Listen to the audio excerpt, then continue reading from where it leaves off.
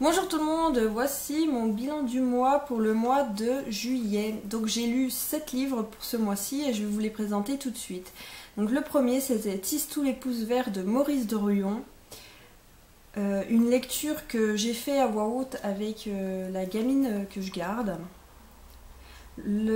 La deuxième lecture que j'ai fait c'est la trilogie de l'héritage, le tome 3, Le Royaume des Dieux de N.K. Jemisin.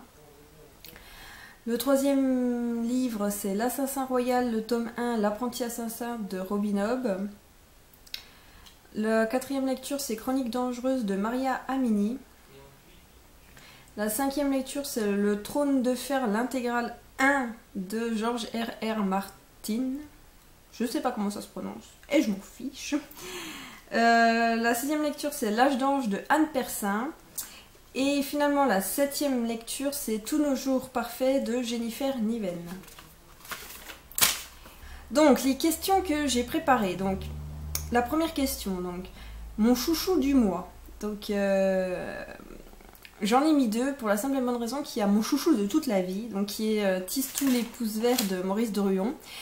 Un livre que j'adore depuis que je suis toute petite et que je ne fais que relire tout le temps. Donc voilà, j'étais obligée de le mettre. Mais sinon, on va dire que mon chouchou du mois, c'est L'Âge d'Ange de Anne Persin.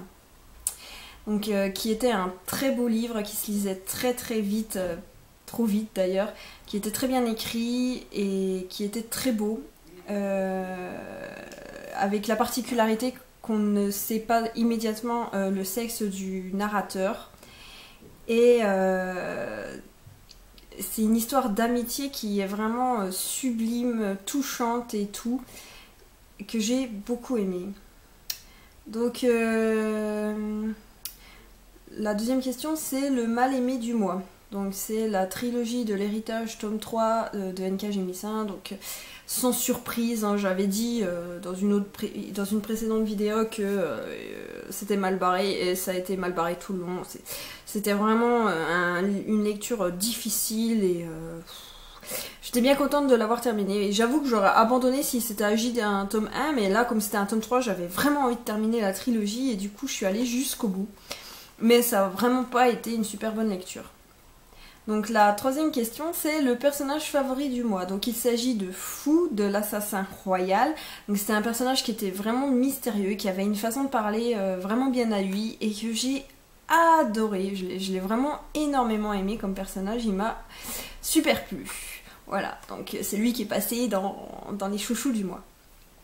Le personnage à qui on a eu envie de casser les dents. Donc j'hésite entre 2, mais vu qu'ils viennent de la même intégrale, on va dire les 2, donc il s'agit de l'intégrale 1 de Game of Thrones, donc du Trône de Fer.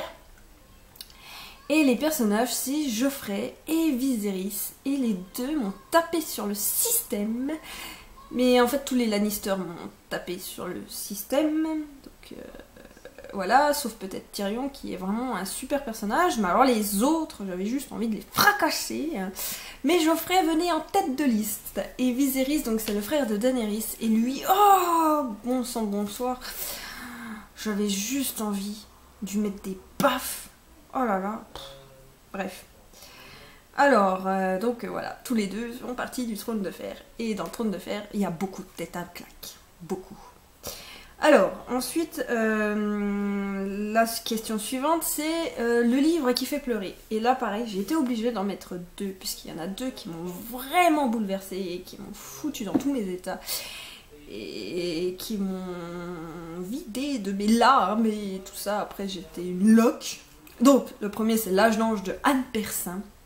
Vraiment, punaise, la fin, mais qu'est-ce que j'ai chialé. Et puis, le deuxième, c'est Tous nos jours parfaits de... J'ai déjà oublié. Jennifer Niven. Donc voilà. Ces deux-là, mais vraiment, j'étais une loque. Et le pire, c'est que je les ai lus l'un après l'autre. Voilà. Et j'ai vraiment, vraiment pleuré. Et alors, Tous nos jours parfaits, je ne m'arrêtais plus parce que la fin prend pas mal de temps à se mettre en place et tout. Et j'arrêtais pas de pleurer, quoi. J'étais une vraie fontaine. Et même Tous nos jours parfaits m'a énormément marqué parce que en y repensant encore maintenant, ça me fait mal. Enfin voilà, c'était deux livres vraiment touchants, mais qui blessent, quoi. Donc la dernière question, donc c'est le couple dont je me serais bien passée. Donc le couple dont je me serais bien passée, il s'agit de Molly et Fitz dans l'Assassin Royal, parce que franchement ce couple est absolument inutile. J'ai pas supporté Molly, elle me gonfle et je vois pas du tout l'intérêt de faire un couple, voilà. Mais bon, les gens ils aiment bien faire des couples et voilà, mais j'avoue qu'il n'y en aurait pas eu, ça aurait été tout aussi bien. Heureusement, on ne le voit pas beaucoup dans le tome 1. Il paraît que c'est pire dans le tome 2. On verra bien. Voilà, donc j'ai fini cette vidéo bilan. J'espère encore une fois qu'elle vous aura plu. Si vous avez lu un de ces livres, si vous n'êtes pas d'accord avec moi, n'hésitez pas à me le dire si vous êtes d'accord avec moi aussi. Enfin bref, mettez-moi des commentaires si vous avez quelque chose à me dire.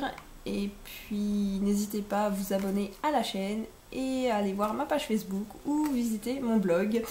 Et je fais un peu de pub, j'en fais pas souvent, mais oui, enfin n'hésitez pas à aller voir tout ça. Et puis eh bien on se voit la prochaine fois et à plus. Donc je me suis rendu compte que j'avais oublié de filmer une partie de ma vidéo. Alors j'ai vite fait mis mon t-shirt sur mon pyjama et tout parce que voilà, c'est dimanche, j'ai pas envie de me prendre la tête. Et je vais filmer la partie que j'ai oublié de filmer.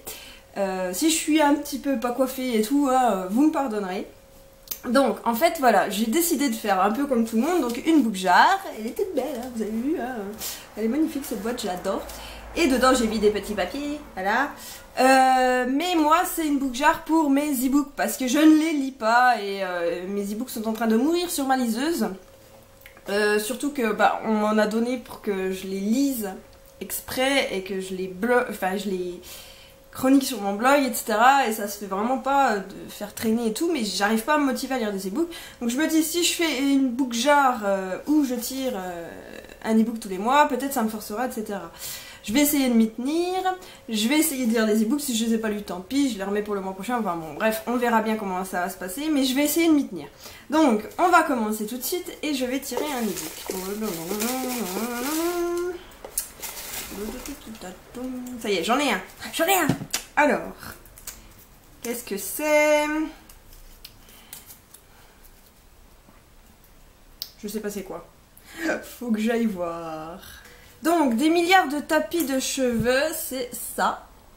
C'est de Andreas Eschbar. Et c'est chez La Talente, voilà. Donc, je verrai bien ce que ça donne. Je vous le dirai quand je l'aurai lu. Il fait 238 pages e-book et il a l'air assez sympa. Voilà. Donc cette fois-ci, la vidéo se termine pour de vrai. Et à plus.